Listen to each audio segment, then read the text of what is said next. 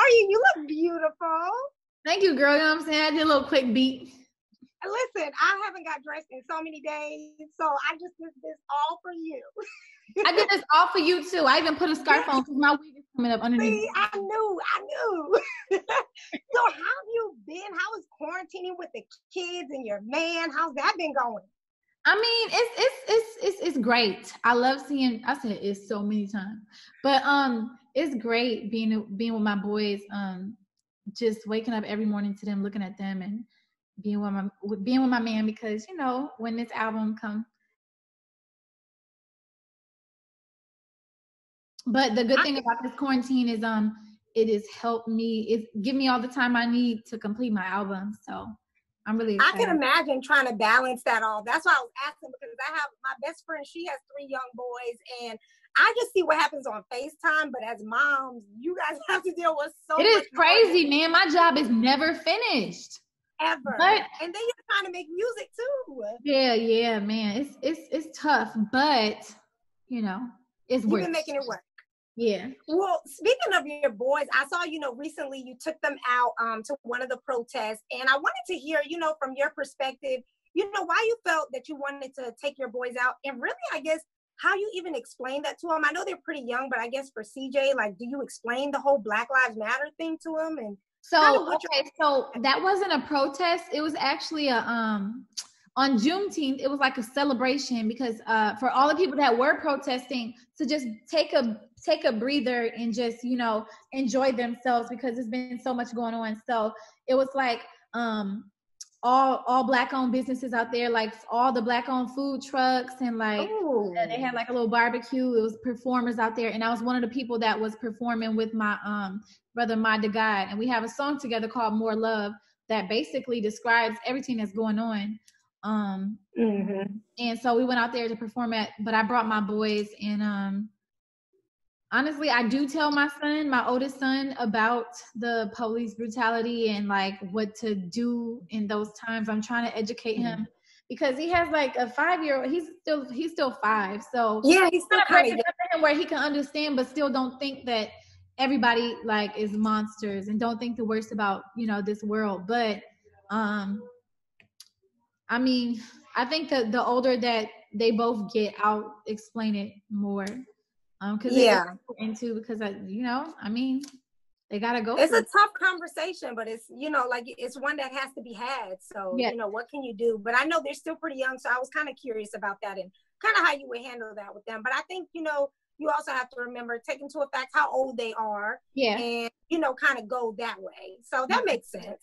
Well, I want to switch gears a little bit and talk about you creating music during quarantine. How has the quarantine affected your creating music? Do you think you've been able to get a little bit more creative? Has it kind of hindered you? What do you think? I've been able to definitely get more creative. I've found a studio out here in Atlanta where I'm comfortable with it, and I go there and I just create. Before the quarantine thing started, I was actually in LA trying to finish up my album. I thought that was going to be my last trip, and I was just going to be finished with everything. But unfortunately, when you sit for so long, you think about what you could do more. And, I was like, oh, let me make a song about this. Let me make another song. So then it all just, I was honestly irritated, because I was ready to drop this album. Like, and we were ready for you to drop the album. Like, I was like, bro, I am so tired of having these people wait for an album. I got people all in my comments like, where's the album? Where's the album? Stop dropping songs. Where's the album? And it's just like, I get it, y'all, but y'all don't understand. This is my debut. Like, this has to be, it can't be, this has to be, I have to be completely happy with it. But now I'm at a point where I'm completely happy with it. So quarantine has given me, allowed me to do everything that I needed to do. So it will be out this fall. Because I was going to ask. That's what the people want to know. It'll be out this early fall. I feel like it's perfect, because I still need to execute everything in my rollout. So it's going to come before y'all know it, I promise. And it will be worth the wait. And I'm confident. Okay. Yeah.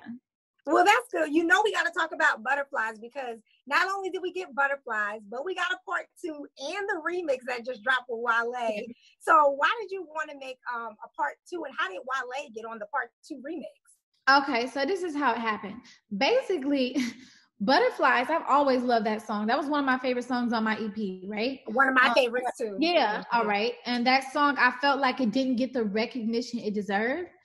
That's not why I made a part 2, but I just always loved that song, and I love sampling. I love doing samples. So one day I was at the studio in LA before the pandemic started, like right before it started.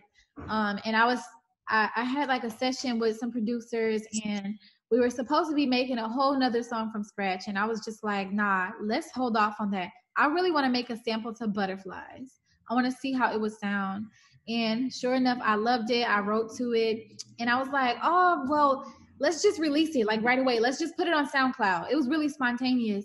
And I was in that moment too, you know, feeling the butterflies and the lovey-dovey because my boyfriend had just came to LA from Atlanta.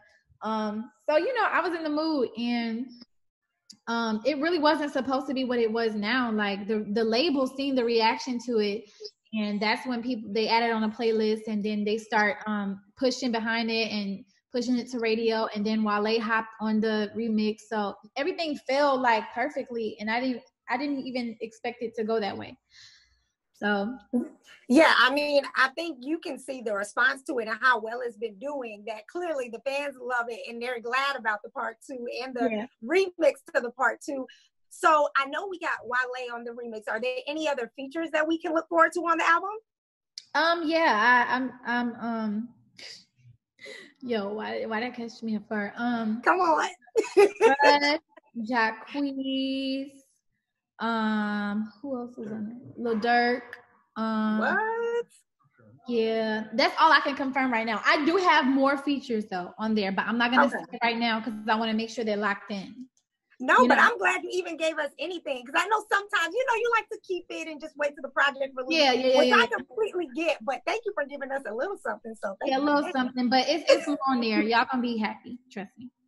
Well, good. Now, I for so long now, I feel like, you know, just between your YouTube and putting out your music, you share so much of yourself with everybody.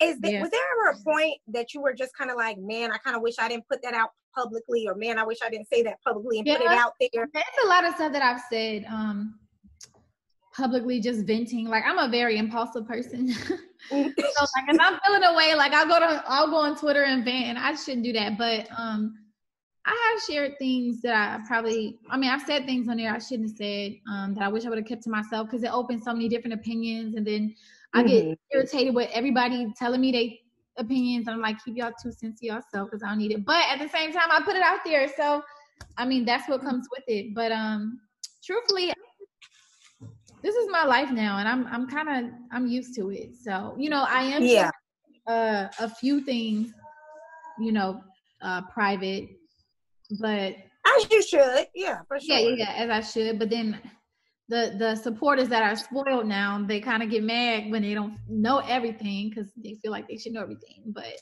but I think it's reasonable to say that you can keep some stuff private. Like I said, you give so much of yourself with all of that. So you know, you gotta keep some stuff for you. Right. Because then, like, what is life if everybody knows everything?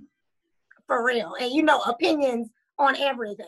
Yeah. I'm sure the fact that I see every opinion is just like, sometimes I can block that out, because I know, like, just with so many blogs and stuff like that in the comment sections, like that can be a lot to like just constantly see all different stuff from it's a lot, because we're human. You know, I'm a whole human.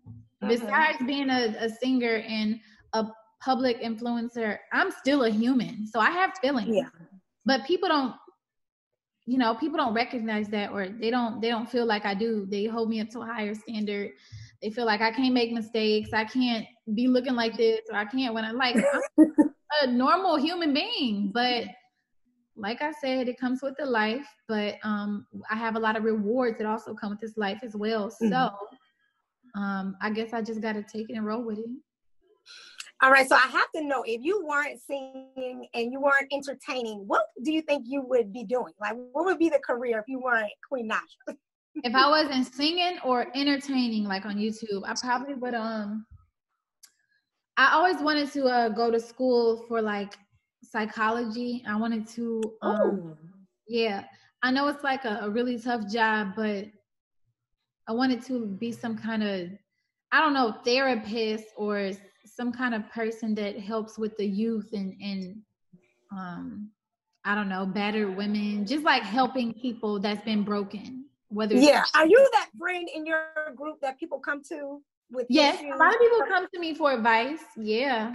And half the time I be having some good advice for them, but then when it comes to me, I don't even know what to do. And I think that's for everybody. That's all of us. Yeah.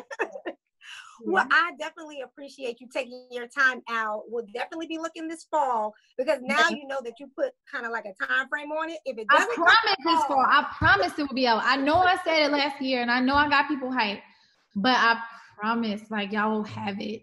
Y'all will have it. And then a tour after, right?